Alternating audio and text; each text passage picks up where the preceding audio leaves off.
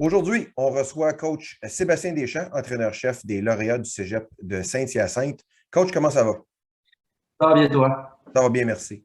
Merci d'avoir pris le temps de s'asseoir avec nous encore cette année. Très apprécié. Yes, ça fait plaisir. Merci de l'invitation. Un plaisir également. Coach, dans le vif du sujet tout de suite. Écoute, première année complète en deuxième division. Comment ton équipe a progressé cette année? Écoute, on était vraiment contents en général, je pense, de notre année. Je pense pas qu'il y a personne qui pensait qu'on allait finir premier de notre section à notre première année en D2. Je pense que ça montre beaucoup de positif pour les années prochaines. On était une équipe qui était très jeune cette année. Honnêtement, c'était un peu une année, ça aurait dû techniquement être une année, si tu veux, de transition. Parce qu'on n'avait vraiment pas beaucoup de finissants comparé à des années d'avant. On n'avait pas beaucoup de finissants cette année. Puis c'est ça, c'était censé, si on veut, être une année de rebuilding, mais finalement, on a fini premier de notre section à notre première année en Division 2. Fait que c'est difficile de ne pas être content globalement. C'est sûr qu'à toutes les années, le but, c'est de gagner la dernière game de l'année. C'est de gagner le bol d'or. Yeah. Mais on est aussi conscient que on a fait le saut dans une autre division qui est très compétitive. C'est plein de bonnes équipes. On a vu ça autant cette semaine que la semaine passée, que n'importe qui peut battre n'importe qui. Je pense qu'Outaouais a fini avec la paire fiche, mais Outaouais a battu Édouard. Édouard a battu John Abbott. Ouais. Nous autres, on a fini par 1 centimètre contre Édouard. John Abbott, que ça finit sur un Hail Mary. C'est une division assez excitante, honnêtement. Tout le monde peut battre tout le monde, puis on est vraiment excités de continuer à jouer dans cette division-là, de compétitionner dans cette division-là, puis éventuellement de gagner dans cette division-là. Ouais, une très belle année pour vous autres, sans aucun doute. Coach, parle-nous de toi un peu. Qui est Sébastien Deschamps et quelle est ta philosophie de football à l'intérieur de ton équipe? Écoute, je dirais vite de même, je suis un mauvais perdant dans l'ombre. Je suis un compétitif. J'aime pas perdre. Puis je dirais que tout ça, un peu, ça met les bases sur tout ce qu'on fait dans l'équipe. Je mets beaucoup d'emphase sur cette culture-là, une culture de gagnant. Puis si on fait ça, évidemment, une culture de gagnant, oui, c'est gagner game day, on veut gagner le match, mais en pratique, on a des périodes où est-ce qu'on met cette emphase-là. Puis nous autres, à tous les débuts de pratique, à Saint-Hyacinthe, on a une période qui s'appelle le for the score. Donc, l'offensive a 4 jeux pour faire un toucher. S'ils réussissent à faire le toucher, c'est eux autres qui gagnent la période, puis la défensive fait des push-ups et vice-versa. Puis c'est une des choses qu'on fait pour essayer de mettre de l'emphase sur pas accepter de perdre. Puis perdre, c'est, comme je dis, oui, c'est game day, c'est en pratique aussi, c'est tes one-on-one, n'accepte pas de perdre ton one-on-one, c'est en salle de musculation, accepte pas d'être médiocre, à l'école, accepte pas d'être médiocre. Ça revient tout le temps à ça, accepte pas d'être médiocre, accepte pas de perdre, puis ait cette mentalité-là. Ouais, je pense que les succès parlent d'eux-mêmes, surtout lors de ton passage en Division 3.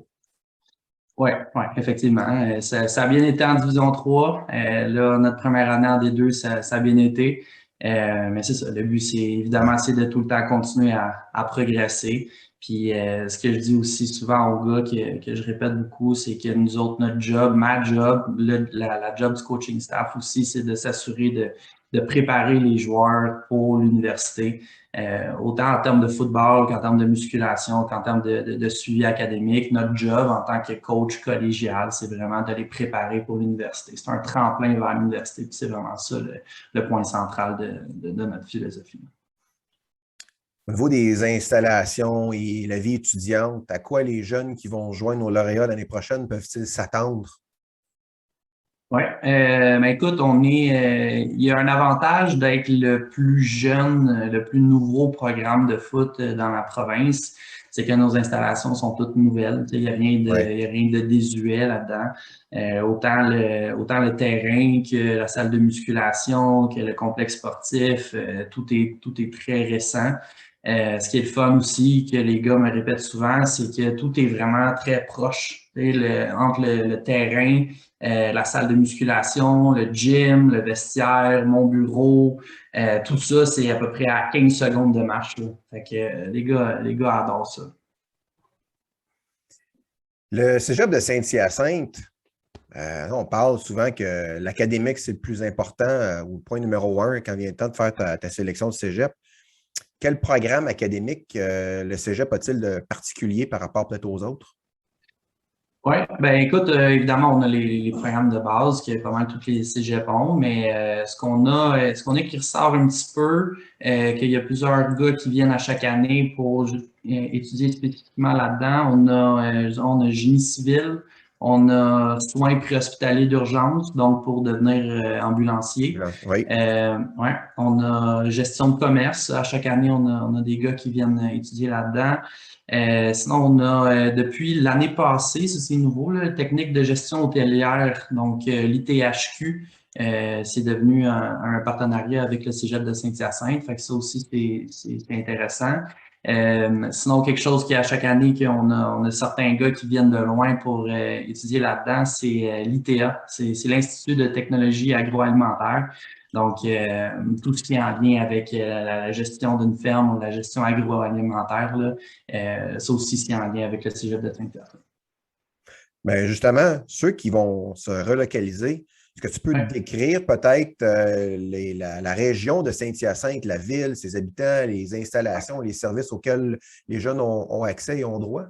Oui, absolument. Écoute, c'est sûr que à Saint-Hyacinthe, de plus en plus, on recrute à l'extérieur. On a un bassin qui est quand même petit, tu sais, spécifiquement à Saint-Hyacinthe, on a un bassin qui est quand même petit. Puis quand je suis arrivé initialement à Saint-Hyacinthe, on recrutait presque seulement, en fait, on recrutait seulement en Montérégie. Mais de plus en plus que le programme grossit, ben là, on sort de la Montérégie, Montréal, Québec et tout. Puis c'est ça, on en a de plus en plus. L'année passée, ça a été débile, comme on en a eu, là, on a eu vraiment beaucoup de gars de l'extérieur, puis dans toutes les régions du Québec. Fait que ça, c'est vraiment le fun. Et comment ça fonctionne? Dans le fond, chez nous, c'est des logements étudiants qui sont entre 1 et 5 minutes de marche du cégep. Puis vu que bon, Saint-Hyacinthe, c'est pas centre-ville de Montréal ou des choses comme ça coûte pas cher. Ça coûte, les gars payent entre 280 et 350 $ par mois.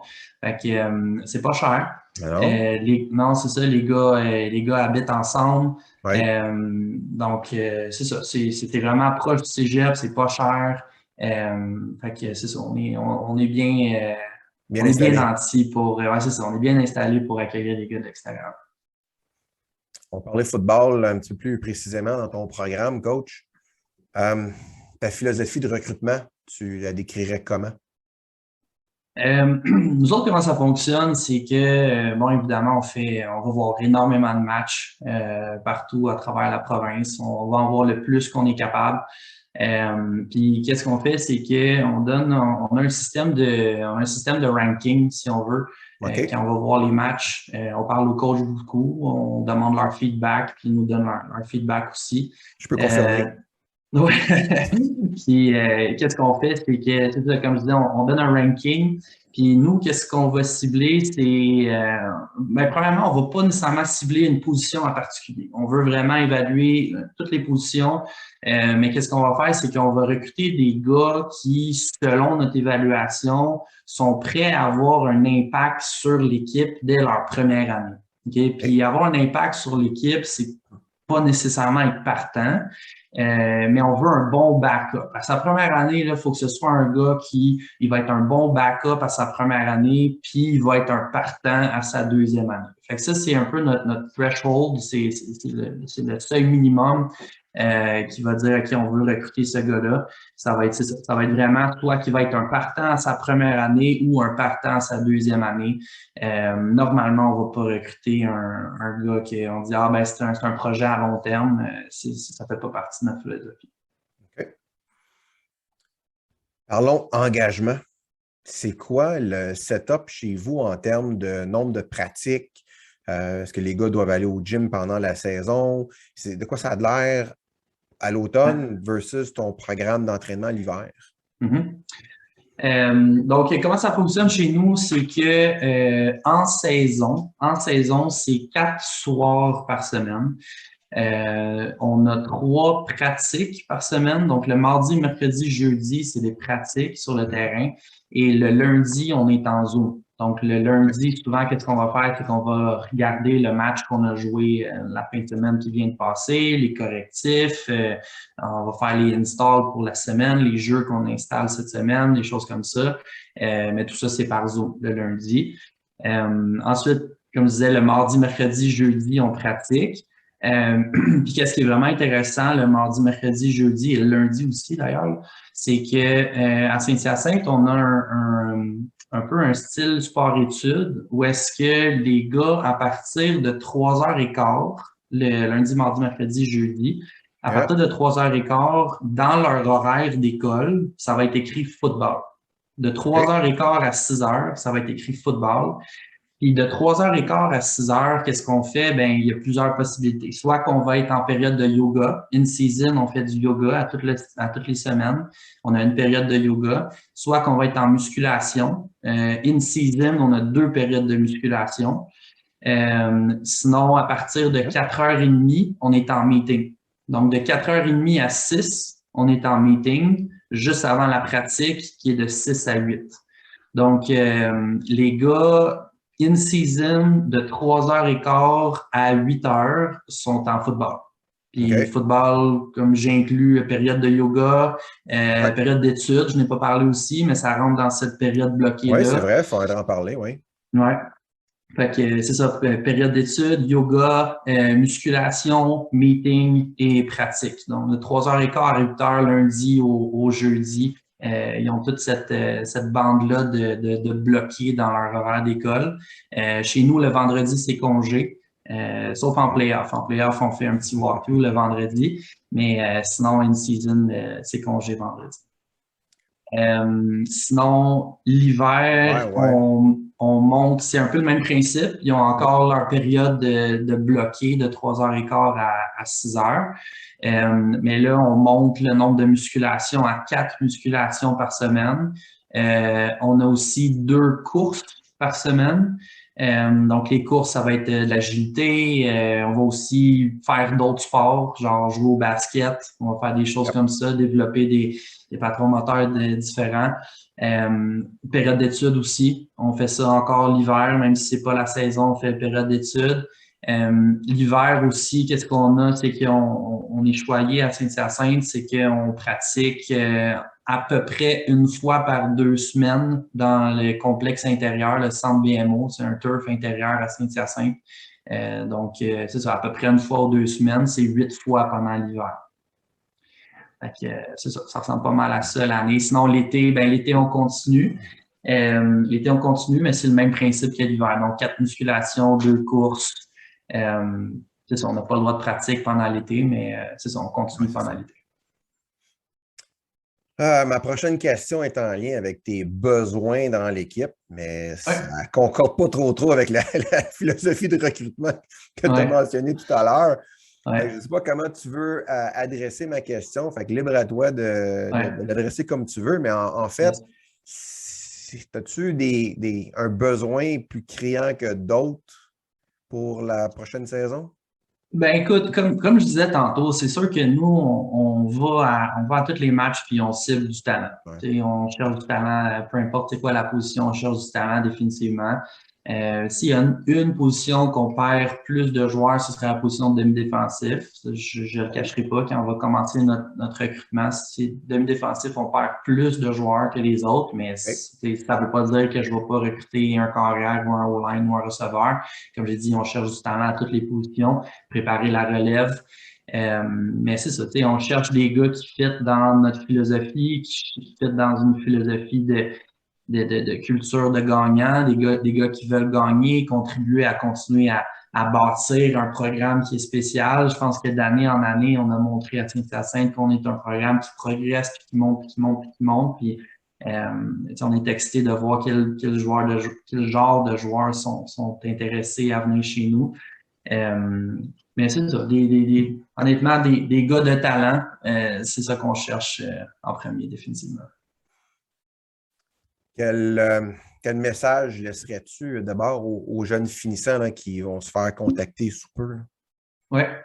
Honnêtement, moi, ce serait plus ou moins un message de recrutement, mais surtout féliciter ces gars-là d'avoir passé à travers un 2 ans de